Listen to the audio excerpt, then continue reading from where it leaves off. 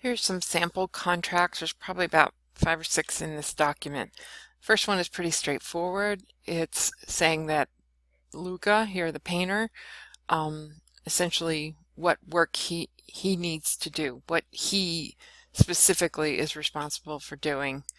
And that includes not just making the figures and all the faces, but mixing the colors. Mixing colors is usually something that you would let an apprentice do, because this is before paint tubes, so you had to take actually the colored pigment, which was a powder, and mix it with, for tempera paint, you mix it with egg yolk, something sticky. The second contract is with this painter and essentially a church group, and again, this one involves asking not so much about the subject, but about payment and term limits. So you read that.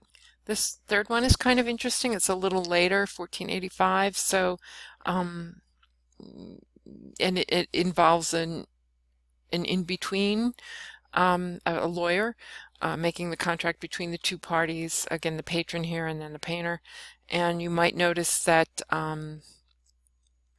that they're talking about asking for a drawing on paper, and then you might look through and notice that they're asking for certain kinds of colors and how much money to spend on those colors, i.e. the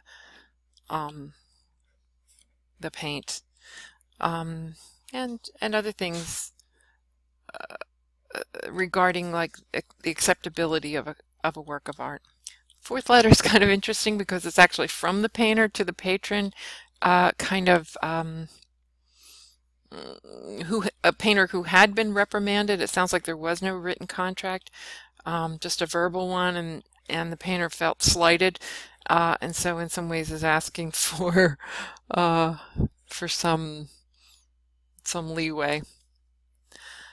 Next, a very short contract just regarding how this painter, in this case is Botticelli, how he gets paid. So in some cases the painter will get the money for the materials ahead of time, and sometimes the painter has to pay for those things out of pocket and then get reimbursed. In this case, Botticelli is getting reimbursed for his paints, and now we see how much he's actually getting for his talent. And again, remember, these are the two sort of the polarized. This is the progress that gets made in the Italian Renaissance. That the value of a painting is determined initially by the materials, the cost of the materials, and then as we move through the Renaissance, as we get to the High Renaissance, a painting is valued by the skill of the painter more than the materials of the painting. I included this last one because it's from between some German patrons that, again, they want a painting for a church, because it's very specific as to the subject. Again, this is pre-drawing. Well, actually, I guess there is wood pulp paper around, but whatever. They don't have a drawing. A drawing is not involved in the contract, but a pretty heavy description of what the subject should be about. Okay, and then again, how much money should be spent for what. You might know that you might notice that when, in terms of these the amounts of money, that there's often some need to explain what that money is. This is pretty standardized monetary